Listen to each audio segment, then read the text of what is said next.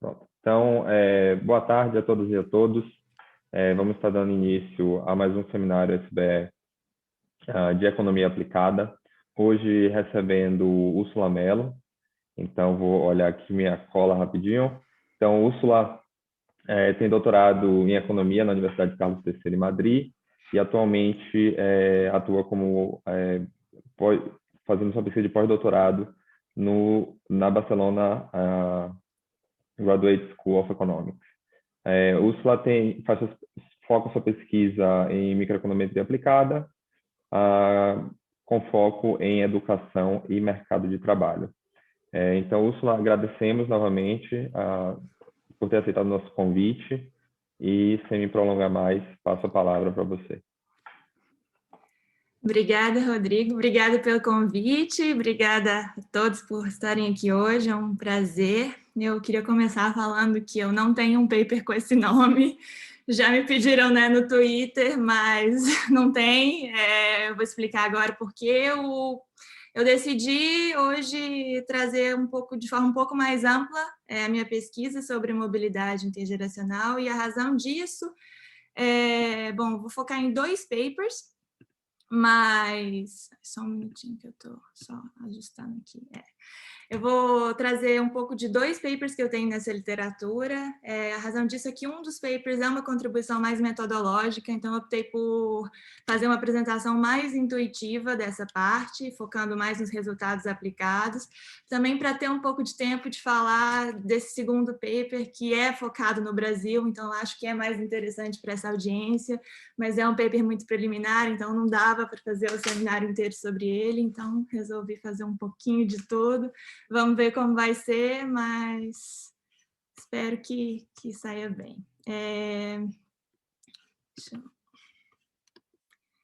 Primeiro, começar um pouco motivando nessa pergunta, porque quando eu falo de mobilidade, o que eu estou falando de mobilidade relativa, que é de alguma medida que busca medir o tanto que a posição relativa de um indivíduo em uma sociedade é dependente ou independente da posição dos seus pais. E há vários motivos pelos quais a gente se importa com essa questão da mobilidade. Um relatório de 2018 do Banco Mundial resume esses motivos em 3 pontos, e eu achei muito interessante trazer esses 3 pontos.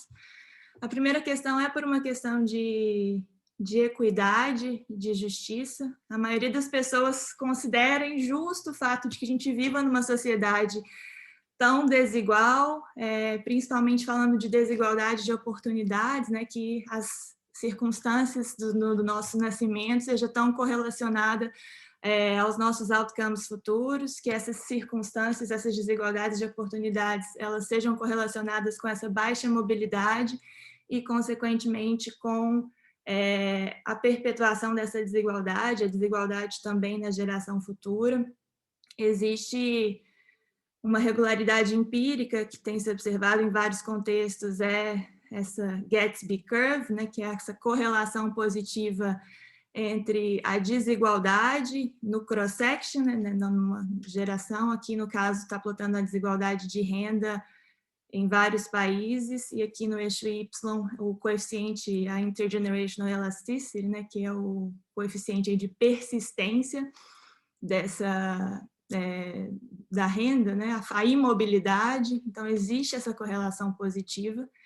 E, enfim, e o segundo ponto pelo qual a gente se importa com a questão da mobilidade é relacionado à eficiência. Então, não é só uma questão de equidade, né? Em uma sociedade com mais mobilidade, a tendência é que os recursos se encontrem de forma melhor, de forma ótima, que haja um matching melhor entre os recursos e as habilidades dos indivíduos, enquanto em uma sociedade com menos mobilidade, a tendência é que tanto capital humano quanto capital financeiro sejam mal alocados, haja esse problema de misallocation. Então, políticas que visem melhorar essa questão de mobilidade, elas também são políticas que tendem a promover o crescimento de longo prazo. E um terceiro ponto pelo qual a gente se importa com esse tema é um ponto que eu acho muito interessante, que é a questão das aspirações e da estabilidade social. Uma sociedade que seja percebida, né, como menos móvel, como que haja menos mobilidade, é difícil às vezes traduzir, né, na cabeça, acaba, né, afetando a forma como os indivíduos formam suas aspirações, acabam levando que aqueles indivíduos já, né, pensem que eles não poderão ter acesso a oportunidades no presente e no futuro, acabam levando à diminuição do investimento no capital humano, e isso, levado ao extremo, por consequência, pode gerar marginalização e até questões de conflito social. Então, a gente se importa com a mobilidade, é algo muito importante, mas é algo que é muito difícil de medir. E por quê? A gente precisa de dados bem específicos, né, para medir mobilidade. Idealmente, a gente quer dados que tenham, primeira coisa, family links, né, links de família, que a gente observe pais e filhos, e pelo menos idealmente. E o outro ponto é que a gente precisa de uma medida de status, de well-being, né, de bem-estar, ou de status socioeconômico. E assim, até hoje, assim, na literatura, a forma mais compreensiva de se medir esse well-being, esse bem-estar, é por meio do lifetime income, né, que é a renda vitalícia. Então, a literatura de mobilidade, ela tende a maioria da literatura se concentra em medir mobilidade de renda, a medida mais popular que se usa é esse coeficiente o intergenerational elasticity, né, elasticidade aí da renda, que é esse coeficiente beta de uma regressão ideal. Se a gente tivesse esses dados, assim, a gente gostaria de fazer essa regressão, que é uma regressão do log lifetime income, da renda dos filhos, né, do filho, no log lifetime income da renda do pai. Esse beta é esse coeficiente que a gente está interessado, então a gente gostaria de ter, além dos family links, a renda completa de 2 gerações. Mas normalmente é muito difícil de ter dados assim, né? Somente os dados que eu conheço, acho que só os dados da Escandinávia que tem esse perfil ideal, né, para a gente medir mobilidade. Mas então, o que os pesquisadores normalmente fazem, né? O que a literatura fez? Normalmente, como a gente não observa isso, utiliza-se, na maioria dos casos, uma proxy dessa renda do lifetime, que é a renda de um único ano ou de alguns poucos anos, mas isso gera problemas. Hoje também se sabe, né, que essa medida é uma medida imperfeita e que gera um viés, que é esse problema daqui, ó, que é o life cycle bias. A ideia aqui é que a gente está plotando esse problema nos dados da Suécia, em que a gente observa a renda vitalícia tanto dos pais quanto dos filhos, então a gente consegue fazer estimar aquela regressão que eu falei anteriormente. Essa linha preta plota o coeficiente de elasticidade intergeracional verdadeiro, e aqui a gente faz um exercício variando aqui somente a renda dos filhos. Se eu não observo a renda vitalícia dos filhos, mas eu observo a renda de 1 ano, o que eu vou medir? E a ideia é que se eu observo o filho muito jovem, eu vou subestimar essa elasticidade, e se eu observo o filho mais num período mais avançado da vida, eu vou superestimar essa elasticidade. Esse é um problema que já é conhecido na literatura, né, o problema de life cycle bias.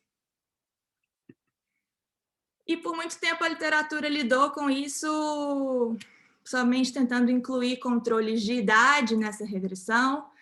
E a grande parte da literatura de mobilidade, hoje, o que faz é tentar medir a renda por meio de uma média dos anos ao redor, ali mais ou menos da idade dos 40 anos. Mas hoje também já se sabe que isso não é uma solução adequada. E o motivo é que esse tipo de controle, né, vai controlar pelo crescimento médio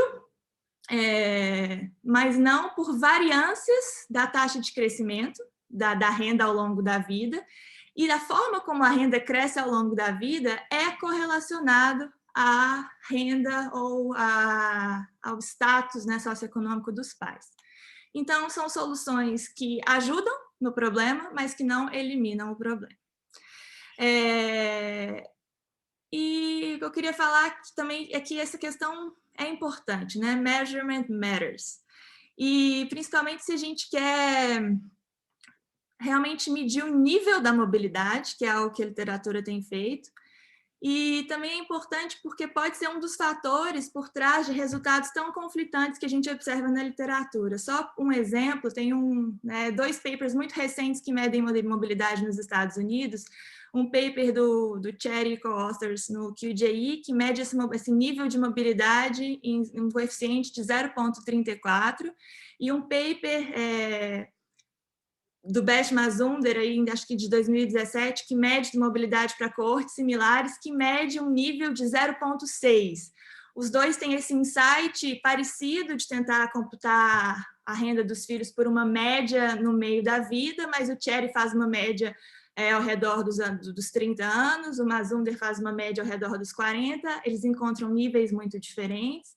Então, um dos motivos pode ser essa diferença do jeito que eles medem, e o fato de não se observar a renda da vida inteira. E quando existe essa dificuldade de medir, de comparar, a gente acaba tendo dificuldade de dar esse passo a mais que a gente gostaria de dar na literatura, que é tentar entender os mecanismos causais por detrás desse aumento ou da redução de mobilidade. Então, a dificuldade de medir mobilidade é um dos fatores pelos quais existem pouquíssimas tentativas de ver de partir para esse aspecto causal, né, de tentar entender isso, que é vital para as políticas públicas. Agora, antes de ir para o que eu faço, só um parêntese, existe também uma literatura que tenta medir mobilidade em educação. Medir mobilidade em educação é uma alternativa, é muito mais fácil do que medir mobilidade de renda, mas é uma pergunta diferente, né? Captura aspectos diferentes do bem-estar, que é correlacionado com a renda, mas não é perfeitamente correlacionado, envolve outras coisas, retornos para returns to education e muitas outras coisas. Então, são duas perguntas diferentes, e a gente, no paper para o Brasil, a gente foca mais em medir mobilidade educacional por enquanto. Depois eu vou falar disso.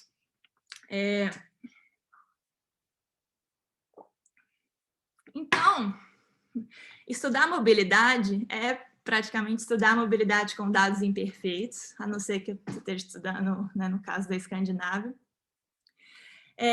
Então, primeiro eu vou falar dessa contribuição metodológica de um paper que eu tenho com o Martin Nibon e o Ian Stuller, que são dois pesquisadores que têm trabalhado muito nessa questão de como melhorar os estimadores de mobilidade de renda. E a ideia desse paper é propor um estimador de mobilidade que elimine esse problema, ou reduza esse problema de life cycle bias, e que possa ser aplicado num dos casos mais comuns que a gente encontra na pesquisa aplicada, que é o caso em que a gente tem um painel curto de filhos da coorte mais jovem. Esse é um problema que ele pode existir, seja por imperfeição de dados, a gente não tem dados suficientes, as pesquisas que a gente, pesquisas domiciliares só seguem os indivíduos por alguns anos, por exemplo, mas é um problema que existe, inclusive para dados perfeitos, porque a gente está interessado em medir mobilidade de uma coorte jovem, por exemplo, a coorte que hoje tem até 30 anos. A gente está interessado em saber, em medir mobilidade para essa coorte, porque é uma coorte que, em termos de policy, é mais interessante, porque a gente ainda pode atuar nessas coortes, mas a gente não tem o lifetime income delas, né? Então, mas para não ter que esperar elas terem 50 anos para medir mobilidade para elas, o que a gente pode fazer? A ideia desse paper é um pouco diferente das propostas que eu falei anteriormente, ele não fala de, né, medir uma média de renda em uma fase da vida, em vez disso propõe uma outra alternativa, que uma outra menor parte da literatura propõe, que é tentar modelar o income profile, né, esse shape, a forma da trajetória da renda, a partir da estimação dessa trajetória de renda a partir de um perfil parcial. Então, a ideia é que eu observo um painel pequeno dos indivíduos e, a partir daí, eu tento estimar o lifetime income a partir desse perfil parcial. Então, a gente vai propor esse estimador, eu vou explicar, a gente vai testar a performance dele nos dados em diferentes settings, nos dados da Suécia, que são esses dados perfeitos para medir mobilidade, na PSID, que são dados dos Estados Unidos, e em dados simulados. Depois, a gente vai aplicar esse estimador para rever a questão das tendências de mobilidade nos Estados Unidos e na Suécia. E algo importante é que aqui a gente foca no IGE, que é esse coeficiente de elasticidade, e a gente foca, nesse caso, da renda dos filhos, né? em measurement error, somente na renda dos filhos e não na renda dos pais. Então, a gente aqui está assumindo que a gente conhece a renda dos pais, tá bom? E isso porque a gente está focado nesse caso que é mais importante para a literatura aplicada, que é o caso que a gente quer medir mobilidade das coortes mais jovens. Mas depois a gente talvez vai estender para os both sides. Né? Então, a gente usa os registros administrativos da Suécia, e a ideia é que os dados da Suécia são como um laboratório perfeito para estudar mobilidade, pelo que eu falei, porque a gente observa não só os links familiares, as rendas, né, completas aí de mais de 2 gerações, a gente observa um setting muito rico de características observáveis, por exemplo, né, educação, ocupação, região de nascimento, QI, são dados muito ricos. A gente foca na coorte de filhos de 1950 a 1960. Então, nossa coorte baseline são mais ou menos 200 mil filhos. E quando depois a gente observa, né, praticamente o lifetime income desses filhos, agora a gente estendeu os dados, a gente observa os filhos aí do início da vida, a gente computa o lifetime income de 25 a agora 58 anos, dos pais de 41 a 57. E depois a gente estende as observações para as coortes mais novas, para medir as tendências. A gente também utiliza os dados dos Estados Unidos, a gente testa nos dados da Suécia, né, e depois também testa nos dados dos Estados Unidos, e para os Estados Unidos a gente usa a PSID, que é a pesquisa domiciliar mais extensa do mundo. Eles começaram a coletar informações para os indivíduos em 1968 e seguem até hoje, né, seguindo esses indivíduos. A gente observa family links, a gente segue esse sample procedure aqui desse paper do Liam Solomon, que é um paper que mede mobilidade nos Estados Unidos. A gente segue o que eles fazem para a gente poder comparar os nossos resultados com eles. Mas a PSID tem esse problema de small sample, né? Então só tem 548 filhos que nasceram nessa coorte de 50 a 60, e um pouco mais de 2.000 quando a gente estende a análise até a coorte de 85. Úrsula, tem uma pergunta do Gustavo. Já. Oi, Úrsula, tudo bem? Úrsula, está me ouvindo? Peraí. Tá sim, tá. Eu sem querer desativei. Estou te ouvindo. Não, perdão. Não, é rápido, porque filhos, é só filhos mesmo, não tem filhas? E por quê? Os dados têm, mas a literatura de mobilidade, ela foca, né, pelo menos historicamente tem focado nos filhos para realmente para abstrair de questões relacionadas à participação da mulher no mercado de trabalho, é mais para tentar, Legal. mas é possível. Perfeito. Só seguindo a literatura. Maravilha, obrigado. Obrigada. Inclusive, a gente pensa em fazer para PSID, acho que a gente vai fazer isso logo, porque o nosso sample está muito pequeno, e, enfim.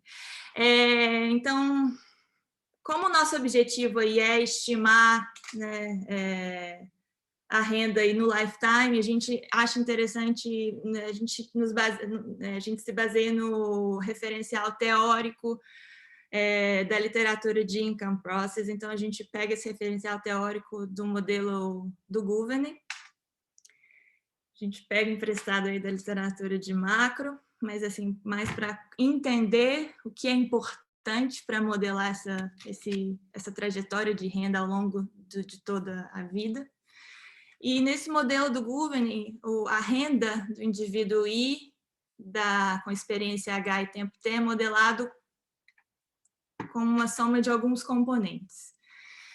Essa função G modela o crescimento da renda, que é baseado explicado por variáveis observáveis, por exemplo, a educação, a ocupação, coisas que a gente observa do indivíduo. Tem um efeito fixo do indivíduo, tem, né, um crescimento da renda que é individual specific, que é específico do indivíduo. Tem um componente, um choque permanente, que é modelado como um AR1 process, e tem um choque transitório, que é mean reverting, e ele se dilui aí com a idade. O que é importante aqui para a gente, nesse contexto intergeracional que a gente viu, é que existem três componentes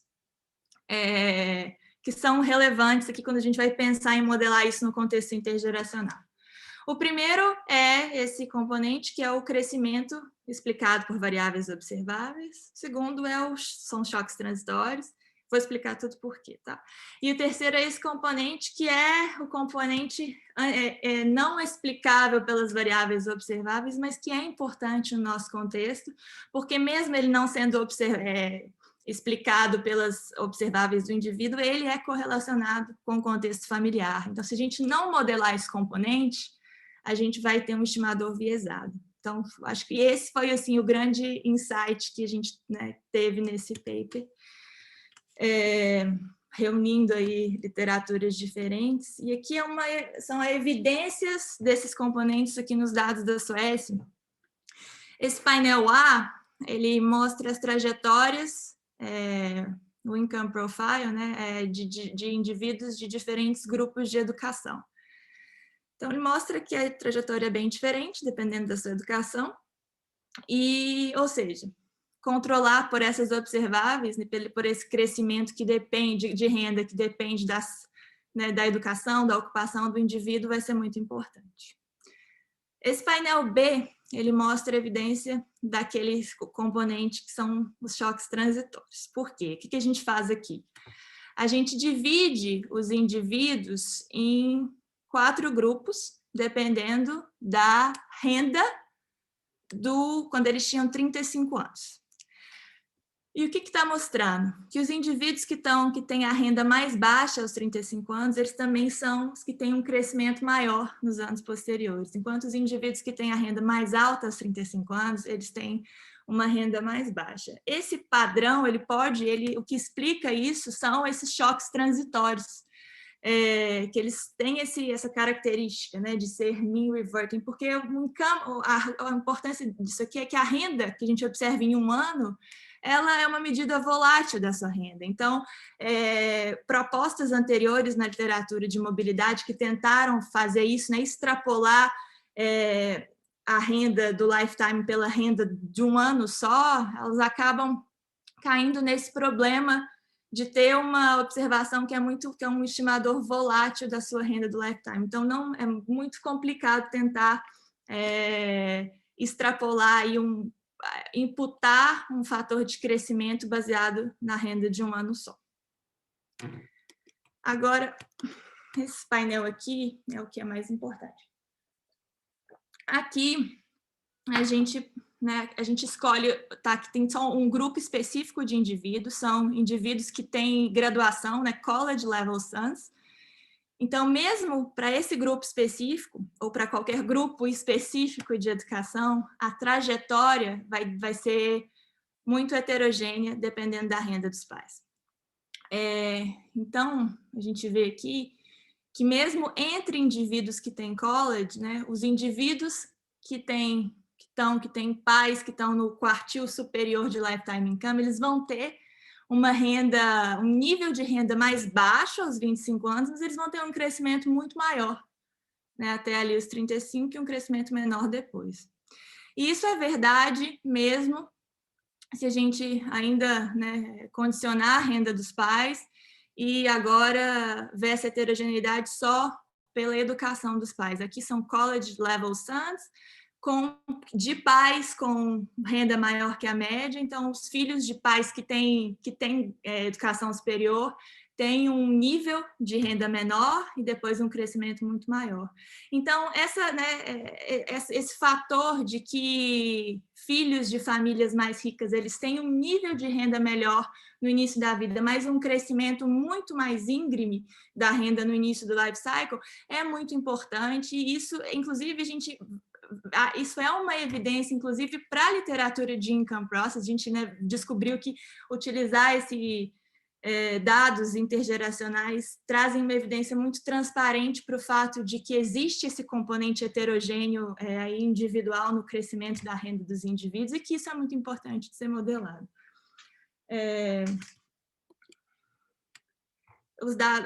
Existe evidência disso também nos dados da PSID, não só nos dados da Suécia, que eles são, né, mais noisy por causa do small sample. E aqui ali a gente plotou alguns grupos específicos, aqui é só uma evidência mais formal, né, dessa heterogeneidade de crescimento. Aqui a coluna 1, a gente está plotando aqui o crescimento, né, da renda do indivíduo pelo log lifetime income do pai.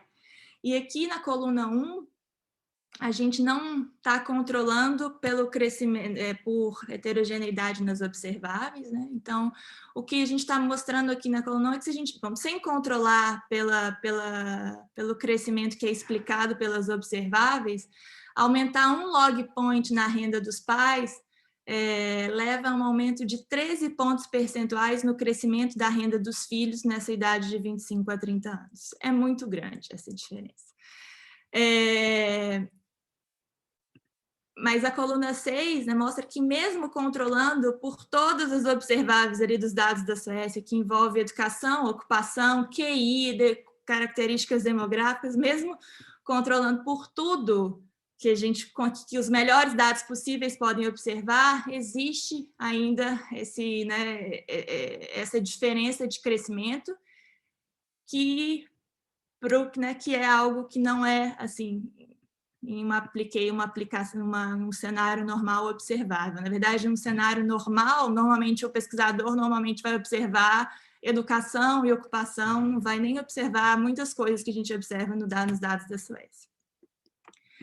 E a partir daí a gente faz uma proposta, né? Então, a partir desse framework teórico do income process, do estudo disso nos dados, a gente avalia os métodos que foram propostos anteriormente. Aqui eu vou só apresentar a nossa proposta, né, final, que é o que a gente chama aqui de Life Cycle Estimator, que ele é baseado em 2 etapas. A primeira etapa consiste em estimar os life cycle, né, o perfil completo, o life cycle profile dos indivíduos, baseado em características observáveis nesse indivíduo fixed effect. Mas agora, além, né, dando esse passo a mais, que ainda não havia sido dado na literatura, a gente propõe esse componente adicional, que é permitir que esse crescimento da renda também possa variar de acordo com informações que a gente observa sobre os pais. Então, numa primeira etapa, a gente estima, esse aqui é o log annual income, né, do indivíduo I, da coorte C do ano T. Então, a gente tem efeitos fixos do indivíduo. a gente tem um polinômio de idade, aqui é um polinômio que interage o componente observável, né, idade com informações do próprio indivíduo. Normalmente se observa educação e ocupação, ou ocupação. E agora a gente estende e nossa proposta é incluir esse componente aqui, que é o componente HIP, né, que é essa heterogeneidade que depende das informações da família.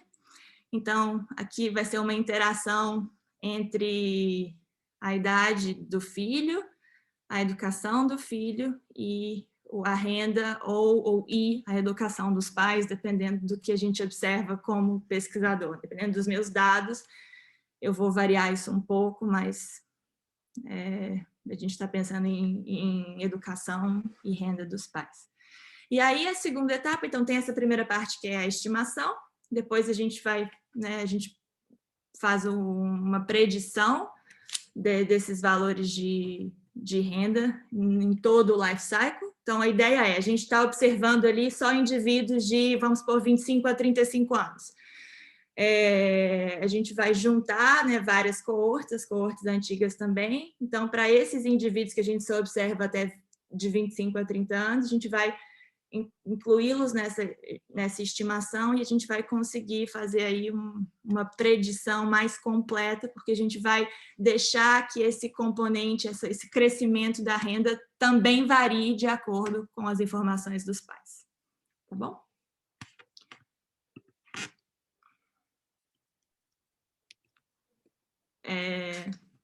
Só um comentário antes. O Paulo Arvati, ele perguntou na tabela de crescimento da renda, por que o número de observações cai tanto entre a primeira e a última coluna? Cai tanto porque não é para todo mundo que tem informações sobre as variáveis, sobre todas essas variáveis. Por exemplo, QI é uma variável que não é observável para todo mundo, né? Para quem eles têm os testes de QI. Mas talvez a gente pudesse fazer essa primeira coluna só para esse sample que a gente observa tudo, né? Então, tá bom, é verdade. Mas eu acho que não muda. Mas é por isso.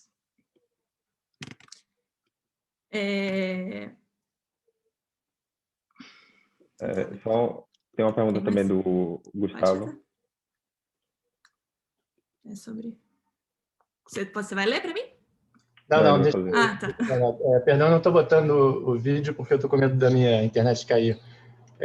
Não, eu fiquei curioso. Se vocês fazem alguma coisa com efeito via experiência, talvez eu estou pensando aqui mais uma coisa de mecanismo, mas, enfim, a literatura que eu conheço um pouco mais, que é de teoria de capital humano mesmo, de crescimento da renda, ser maior para os mais escolarizados, via retorno à experiência, via learning by doing, né, no mercado de trabalho.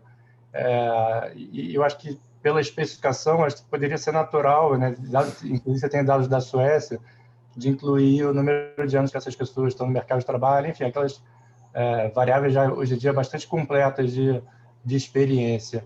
Isso é muito fora do objetivo da literatura, ou vocês pensaram em fazer uma coisa como essa? Eu acho que, assim, sim, de certa forma, a ideia é usar ou experiência ou idade, né? Mas acho que a gente pode fazer alguma... Não, desculpe interromper, mas era por uma coisa por aí. Como tem informação mais precisa, né, sobre experiência, e idade era meio uma proxy para a experiência, era uma espécie de experiência potencial, né? Você tem a informação mesmo de experiência. A minha pergunta seria assim, olha, de repente, as famílias que têm os pais mais ricos, elas conseguem esse crescimento de renda maior ao longo da vida por participarem mais continuamente do mercado de trabalho do que as outras. Por isso que eu acho que é uma pergunta mais de mecanismo, assim. Não, mas é interessante. Eu acho que... Não, A literatura normalmente utiliza essa questão do ano, né? Mas realmente eu acho que pode ser uma outra variável observável que a gente inclui aqui nessa função G, né? Por exemplo, a gente inclui a literatura normalmente inclui educação, inclui ocupação, mas pode também incluir, por exemplo, anos de experiência efetivos, né? Eu acho que sim, é um ponto interessante. Na verdade, essa variável Z, né, ela pode incluir todas as observáveis, né? Acho que a gente tenta incluir aqui, pelo menos inicialmente, o que a gente pensa que um pesquisador vai observar, né? Então, normalmente, se eu estou ali na PSID dos Estados Unidos, eu vou observar educação e ocupação e olhe lá. Mas acho que é interessante a gente testar isso assim, com os dados da SES. Não, é um bom ponto, anotei. Obrigada, Gustavo. Ótimo. Só para te avisar, já que você pediu, faltam 25 minutos. 25, tá. Então vai dar tempo. Aqui só falando, né, do que a gente propõe 2 tipos de life cycle. Nosso preferido é esse parental aqui, life cycle estimator, em que esse P, né, a variável do pai que a gente vai propor para usar é o lifetime income, a educação do pai, mas a gente tem uma interação linear com a idade, mas no nossa proposta preferida, a gente usa uma interação quadrática para modelar justamente o fato de que esse crescimento correlacionado aí com a renda dos pais ele é mais importante no início da vida. A gente também propõe uma alternativa, se eu não observo nada aí da informação dos pais, que no contexto intergeracional é um problema per se, mas pensando de forma mais geral, né, se eu não estou interessado no contexto intergeracional, se o meu problema é só eu quero saber estimar o lifetime income de uma coorte. Uma alternativa é usar o que a gente chama aqui de two-step fixed effect estimator, em que a gente vai rodar a regressão sem esse componente dos pais, estimar o efeito fixo do indivíduo, ter essa informação, né, com o nível de renda do indivíduo, depois usar esse efeito fixo e colocar uma interação desse efeito fixo com a variável de idade para que a gente depois estime esse crescimento dependente do efeito fixo e não, por exemplo, de uma renda única do trabalho de um ano. E aqui é só para mostrar que funciona bem, assim, aqui esse painel mostra os perfis verdadeiros pela renda do pai, de uma educação específica, e aqui, nesse painel aqui à direita, mostra um exercício que é, por exemplo, eu só observo aqui filhos de 25 a 30 anos, então, como é que eu consigo fazer essa predição do perfil de renda da vida inteira? E funciona bem nesse caso, e aqui eu queria mostrar os resultados, antes de falar do Brasil.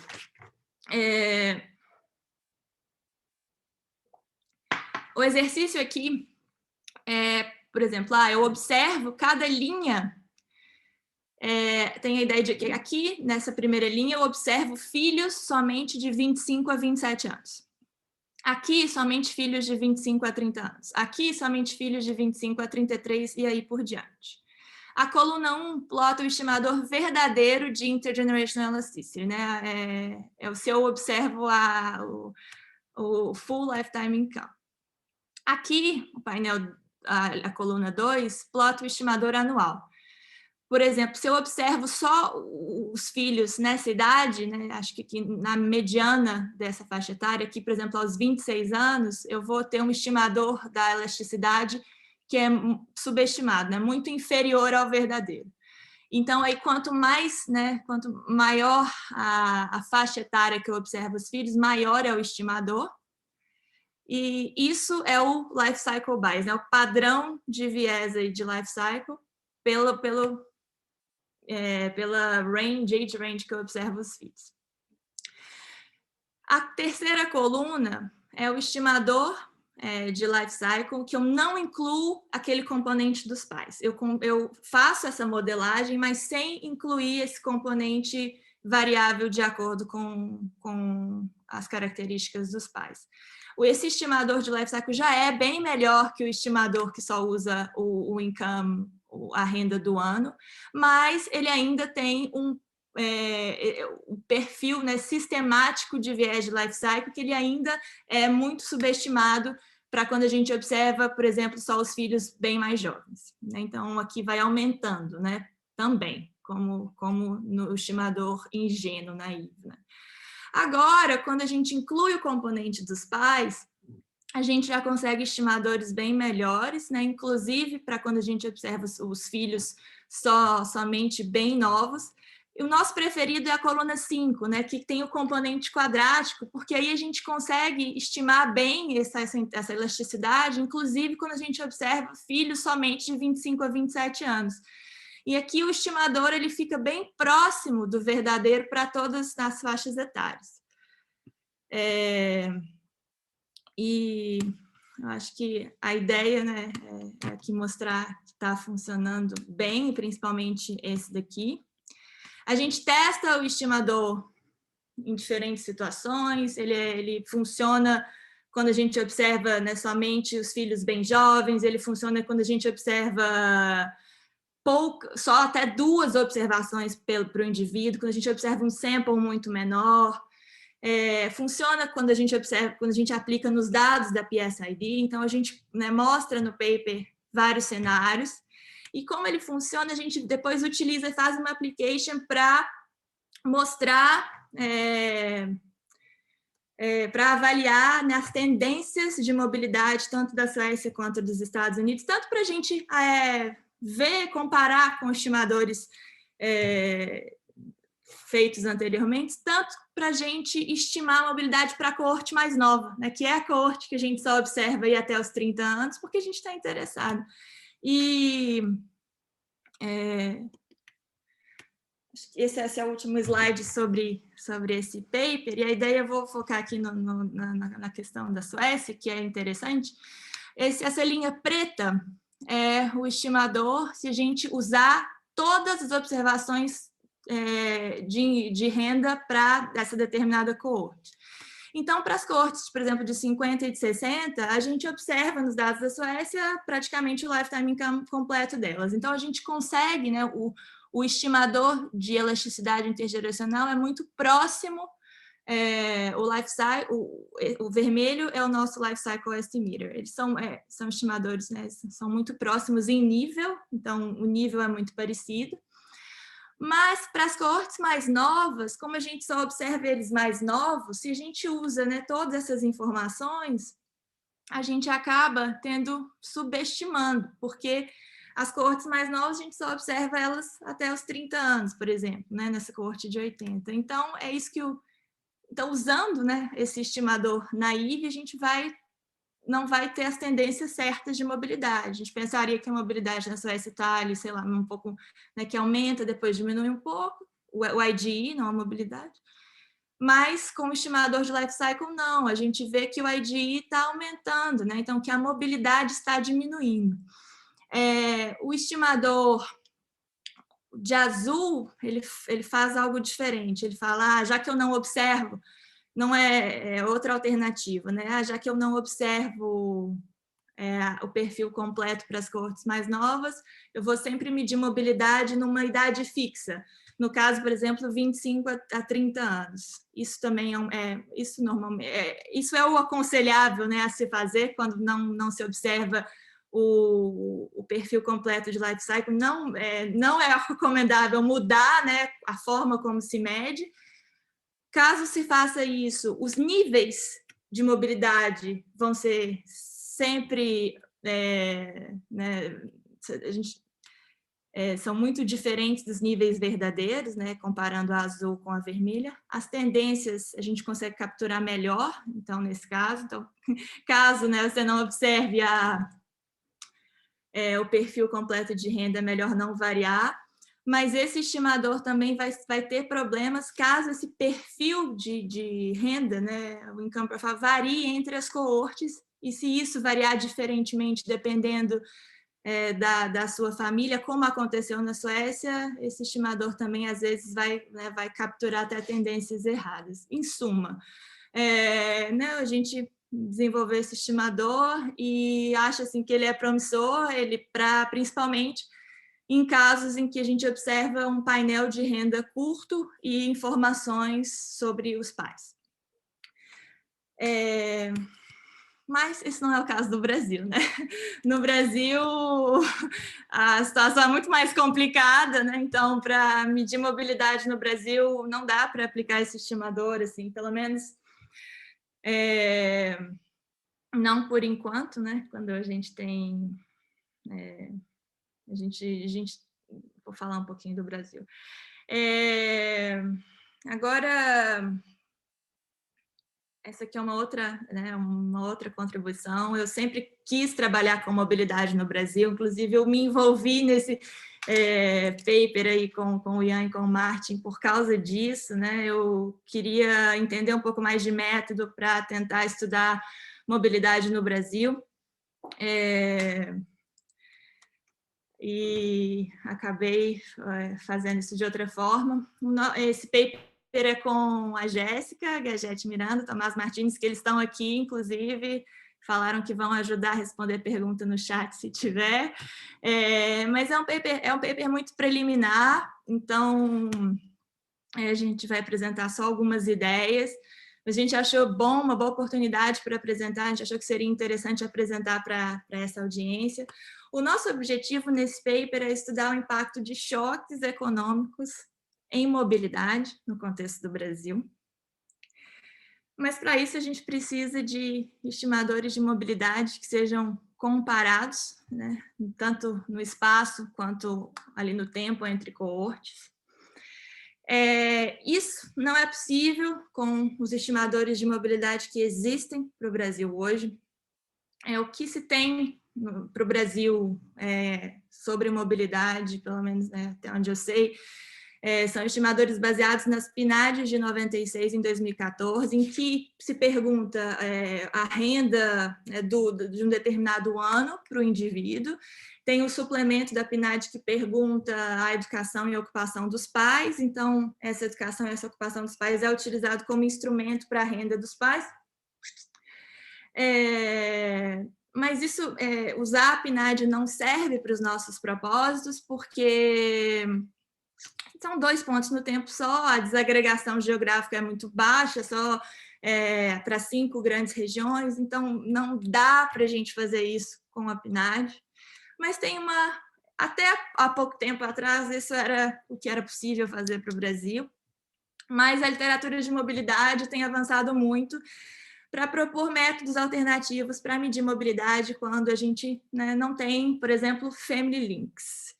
A literatura propõe agora, tem essas novas propostas, que são os Name-Based Methods, né, que visam medir mobilidade baseado em informações sobre os nomes dos indivíduos, sejam sobrenomes ou primeiros nomes. E a ideia é que os nomes servem de proxy para Family Links. E isso abre aí perspectivas diferentes e novas, né? E para mim, exciting, né? Para medir mobilidade no Brasil, porque nos permitem usar outros dados. Por exemplo, nos permitem usar a RAIS, a RAIS identificada, ela tem os nomes dos indivíduos, o primeiro nome e o sobrenome, e a partir daí a gente pode tentar fazer algo mais, né? Então, só um pouquinho desses, né, Name-Based Methods. Quem tem interesse, tem esse paper que é muito bom, que é Santa Vita e Stuller, né, que é o meu outro coautor, que eles fizeram um paper aí, o Ian também foi meu orientador no doutorado. Eles revisam, né, esses diferentes métodos, comparam. Os métodos, a gente podem usar sobrenome, a intuição de usar o sobrenome é que uma das coisas que os pais transmitem para os filhos, né, além de status socioeconômico e várias outras coisas, é o sobrenome. E a intuição de usar o primeiro nome é que os pais escolhem os nomes dos filhos, e nessa escolha ali está impresso algo do status socioeconômico. As grandes vantagens de usar esses métodos baseados nos nomes é que eles permitem o estudo de mobilidade, por exemplo, em períodos históricos, Tem um paper muito recente, publicado no Review of Economic Studies, que mede mobilidade para Florença desde 1427. Então, para quem faz, né, dados históricos do Brasil, isso é muito interessante. Permite medir mobilidade em países em que não se tem dados, né, de família. Permite também caracterizar melhor a geografia da mobilidade. Eles utilizam, tem um paper no Economic Journal que eles utilizam um desses métodos e fazem, né, chegam a estimadores de mobilidade para as regiões aí da Itália. E nesse paper né, eles comparam esses diferentes métodos de sobrenome, e o que eles acham, eles comparam os métodos baseados nos nomes com os métodos diretos, em que você observa os TM-links, e o que eles falam ali é que esses name-based methods, eles passam no teste, né? E a partir deles é possível fazer essas comparações entre diferentes regiões geográficas ao longo do tempo. Com eles a gente obtém padrões, os mesmos padrões que a gente obteria no caso dos estimadores diretos. Então, o que a gente está fazendo? A gente vai utilizar o Information Content of Surnames, que é o ICS, que é um método que foi proposto por Guel, Rodrigues e Telmer no Review of Economic Studies de 2015. E a ideia do ICS é que ele mede ele é o R2, né, de uma regressão, o R² de uma regressão do status socioeconômico em uma dummy de sobrenome. E ele vai medir o tanto da variância dessa variável dependente do estado socioeconômico, que é explicada pela variância dos sobrenomes. E a ideia é que quanto mais, né, desse estado socioeconômico é explicado pela variância do sobrenome, maior é a persistência e menor a mobilidade. Então, o primeiro passo é fazer essa primeira regressão, né, do estado socioeconômico nessa dummy de sobrenome. Tem um vetor, pode ter um vetor de controle, que é, por exemplo, raça ou ano de nascimento, alguns poucos controles. O ICS, o Information Content of Surnames, é o R2 dessa regressão, menos o R2 de uma regressão placebo, em que a gente pega esse vetor aí de sobrenomes, a gente faz um reshuffle aleatório, e faz uma segunda regressão ou várias regressões e subtrai, né, do R2 verdadeiro esse R2 da regressão placebo para tentar tirar qualquer explicação espúria aí que os sobrenomes teriam nesse estado socioeconômico. Então, o que a gente faz? A gente computa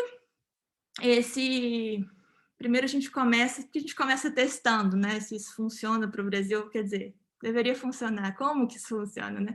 Então, a gente computa o ICS de educação para os homens, baseado no último sobrenome, né? Então, por isso que a gente usa só os homens, porque são os que não mudam de nome. As mulheres normalmente mudam de nome, adotam o nome do marido, então a gente usa o último nome.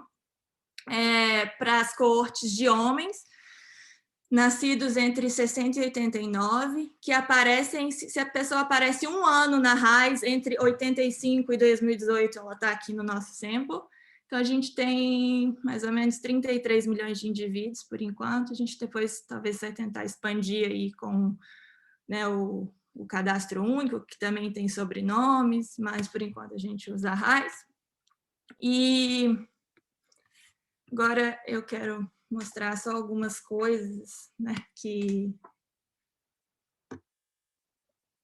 aqui a gente plota a linha preta é o Gini de educação, né? Então é a desigualdade no cross-section, que cai bastante para nosso sample de homens da RAIS.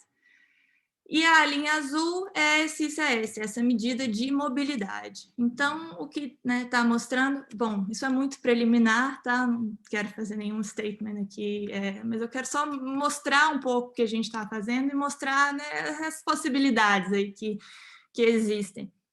Então, a gente acha que há uma queda aí também desse ICS, ou seja, um aumento da mobilidade, que parece ser mais modesto que a queda da desigualdade no cross-section, mas que existe aí entre as coortes de 60 e de 80.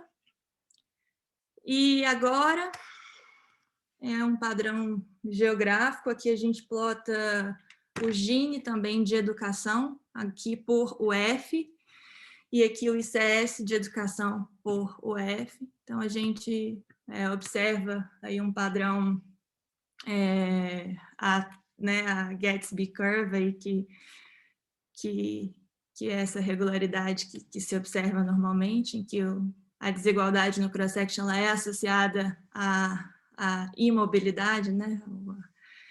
Então, aqui no topo, a gente tem alguns estados do Nordeste que estão entre os mais desiguais e os com menor mobilidade do Brasil.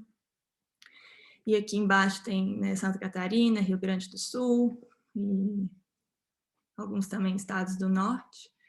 Mas aqui é para mostrar um pouco que faz sentido, as coisas que a gente observa com esse estimador. Então, o que a gente viu até agora aqui no agregado, parece que funciona muito bem, mas é muito mais desafiador. Então, o que a gente está fazendo agora? A gente está usando esses sobrenomes da RAIS para produzir estimadores comparáveis de mobilidade. A gente quer chegar no nível da micro-região para algumas coortes, 2 coortes, porque a gente quer usar isso, a gente quer ver o efeito de um choque econômico nessa variável, então a gente precisa de um estimador que seja comparável de mobilidade. Para chegar no nível da micro-região é mais desafiador, porque a gente precisa de o que a gente precisa que a distribuição de sobrenomes seja comparável entre regiões que são muito heterogêneas no Brasil. Esse ICS ele é interessante, ele identifica a mobilidade a partir dos sobrenomes raros, Então, a gente precisa de sobrenomes raros, sobrenomes pouco informativos e que são muito comuns no Brasil, não identificam esse padrão. Então, precisa de algumas coisas para dar certo, a gente precisa estandarizar essa distribuição de sobrenomes ali nas micro-regiões. E o que a gente viu há pouco tempo é que uma alternativa que, por exemplo, não é possível no caso da Itália, onde eles desenvolveram esse método, mas que funciona no Brasil, a gente acha, a gente está testando, é utilizar a combinação dos 2 sobrenomes, porque isso nos permite aproximar mais os links familiares, encontrar ali irmãos.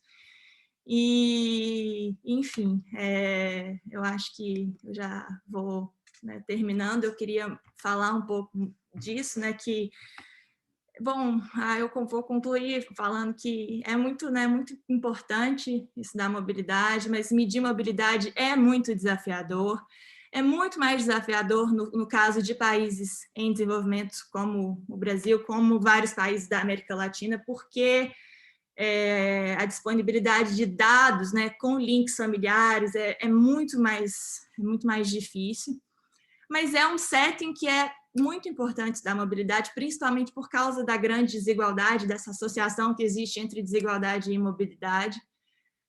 A gente precisa de métodos inovadores, de dados melhores e explorar esses name-based methods na minha opinião, uma alternativa interessante para o caso do Brasil, tanto para o contexto geográfico, que é um pouco do que a gente está fazendo, quanto para o contexto histórico, que eu acho também muito interessante, Então, fica aí uma ideia, e eu acho que eu posso concluir aqui, Rodrigo. Obrigada, e aberto aí para... Muito obrigado, Úrsula. Muito interessante. Deixa eu abrir aqui as perguntas. Então, quem tiver interesse de fazer perguntas, levanta a mão, tá aqui, ou então me chama no chat. Então, estamos abertos aqui.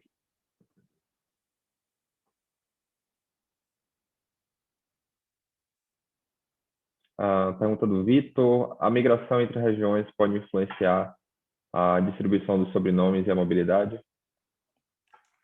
Pode. É uma das coisas que a gente tem que levar em conta, porque a ideia desse estimador é que ele capture o processo intergeracional daquela microrregião. Então, se, né, a ideia é se uma família que tem nomes raros se muda para outra microrregião, ela pode ser que ela tenha, né, pode ser que ela tenha um nome raro na microrregião de destino, mas ela não é informativa sobre o processo intergeracional na região de destino. O que eles fazem no paper da Itália para tentar lidar com isso é utilizar uma medida de sobrenome local. Então, eles restringem os sobrenomes para sobrenomes que sejam local enough, né? Que sejam mais próprios daquela microrregião. Então, para analisar essa questão geográfica, a gente precisa tanto de sobrenomes que sejam raros, tanto quanto de sobrenomes que sejam mais próprios daquela microrregião. O que na Itália parece que é algo mais fácil, parece que os sobrenomes da Itália são muito locais. No Brasil, a gente viu que isso é mais difícil, tem regiões com sobrenomes muito locais e regiões com sobrenomes muito pouco locais. Por isso, a gente viu que para o Brasil usar os dois sobrenomes talvez faça mais sentido. Mas sim, é um ponto que tem que ser levado em conta. Vou dar a pergunta do Pedro, foco exato. Usando os dados da RAIS, não é potencialmente preocupante que formalidade tenha tamanho diferente em diferentes regiões? Eu acho que a gente está testando, assim, então a gente está ainda tentando entender melhor todos esses pontos, a questão da RAIS específica. Tem algumas formas que a gente pretende, né, lidar com isso. Uma é tentar, primeiro, entender o que é importante para a gente é a distribuição de sobrenomes. Então, a gente precisa ver como a distribuição de sobrenomes na RAIS representa bem a distribuição de sobrenomes, né, no Brasil, e também como isso varia aí entre as microrregiões. Uma das alternativas é tentar complementar essa distribuição com sobrenomes de outras fontes de dados, para primeiro entender isso. Esse é um aspecto. O outro aspecto, que aí não testamos ainda, mas intuitivamente eu acho, né, que esse método identifica a mobilidade a partir de sobrenomes raros. E os sobrenomes raros, normalmente, são sobrenomes vinculados a status socioeconômico, né, um pouco mais elevado. Então, eu acho que a parte da RAIS que a gente não observa seria uma parte aí de sobrenomes mais comuns. Isso falando aí das evidências, né, dos outros países em relação, mas assim, é algo que tem que ser testado, sim. Em relação à questão do Pedro Foco Exato, talvez uma sugestão seja olhar também para a região metropolitana, né? Não sei até que ponto isso reduziria a sua... a gente usa microrregião, né? Que não sei se... A Yara pergunta: a subamostra de filhos que recebem o mesmo nome do pai é muito pequena, por exemplo, João Carvalho e João Carvalho Filho. Isso não seria uma forma de identificar com mais precisão a relação familiar? Pode ser. A gente, por enquanto, não está utilizando essas pessoas, né? Os filhos, netos, assim, a gente, na verdade, a gente tirou, porque na hora que a gente vai codificar os sobrenomes, né, a gente faz isso ali, tem que codificar os sobrenomes, então a gente precisava do sobrenome, o filho, né, não é informativo, mas a gente deletou essas pessoas, né? A gente poderia pensar melhor se, na verdade, essas pessoas são... o que a gente está fazendo agora, quando a gente utiliza os dois sobrenomes, é tentar encontrar os irmãos, né? Então, mais ou menos, a gente seleciona uma coorte e usa os dois sobrenomes, a gente viu que isso está dando certo porque a gente está encontrando os irmãos, que é uma forma de aproximar melhor os links familiares. Mas eu anotei a ideia, obrigada. É uma pergunta do Breno.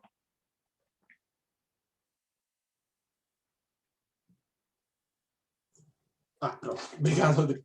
Eu estava só pensando, primeiro, obrigado pela apresentação. Eu estava só pensando se talvez trabalhar com mulheres para ser o link do pai não um pouco mais fácil, porque você vai conseguir restringir a partir da idade.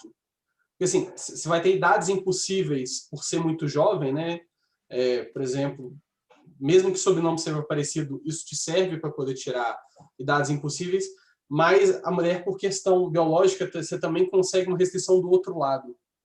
Então, talvez fique mais fácil para melhorar a identificação por esse caminho, tentando só testar. Eu não sei se vocês tentaram isso, mas é só uma coisa que eu estava pensando, sabe? Porque o grande desafio é a identificação, né, correta. E tem muitos nomes que, pelo menos para o Brasil, vai ser muito comum. E eu desconfio que talvez nomes raros, europeus, talvez você fique vezado com famílias mais ricas, né? Então, fique mais difícil identificar uma distribuição completa de renda semelhante à distribuição completa que a gente tem na RAIS, que ainda é uma coisa vezada porque é trabalho formal e metade do Brasil é informal, né? Era só isso o comentário mesmo. Eu achei mais fácil do que eu digitar nos códigos, no chat, desculpa. Obrigada, Breno. Só um ponto que eu acho interessante é que quando a gente seleciona esse método identifica a mobilidade a partir dos sobrenomes raros. Então, querendo ou não, ele identifica a mobilidade e os sobrenomes raros, eles são correlacionados com o status socioeconômico. Então, ele identifica mobilidade de determinada região ou determinada a partir de uma parcela da população, tá? Mas algo que eles testaram, né, inclusive nesse paper do Stuller e do Santa Vida, que eles viram que mesmo a gente utilizando uma parcela da população para identificar o processo intergeracional, eles, pelo menos no caso que eles testaram, né, que foi com os Estados Unidos e com a Finlândia, eles viram que mesmo, né, isso capta de forma correta o padrão aí do processo intergeracional. Inclusive, eles falam isso, né, e falam que funciona, né, nesses settings, né, que em outros settings é difícil, mas é interessante, esses são métodos novos, né, então há muitas coisas ainda para serem compreendidas. E sobre usar as mulheres, a gente ainda não usou, assim, pelo menos nesses estimadores que a gente mostrou, para tentar sair um pouco da questão, né, de que mulher normalmente muda o sobrenome. Mas quando a gente usa os dois nomes, a gente acha que dá para usar as mulheres, porque aí a mulher só fica no sample se ela tem, né, alguém que tem os dois sobrenomes iguais, e aí e da mesma corte, que nasceu ali perto dela. Então aí a mulher acaba só ficando no sample se ela realmente tem, assim, um irmão, né, que tem os dois sobrenomes. Então a gente arrumou aí uma alternativa para voltar com as mulheres, mas assim, tá tudo sendo testado ainda.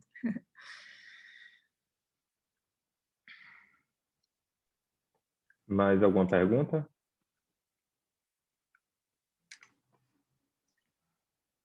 Não? Então, deixa eu pausar aqui. Vamos bater palmas primeiro para a Úrsula, desculpa. Então, Úrsula, muito obrigado mais uma vez pela apresentação, por ter aceitado o nosso convite. Foi um excelente seminário, bastante comentários sobre isso no chat. Vou parar aqui a gravação.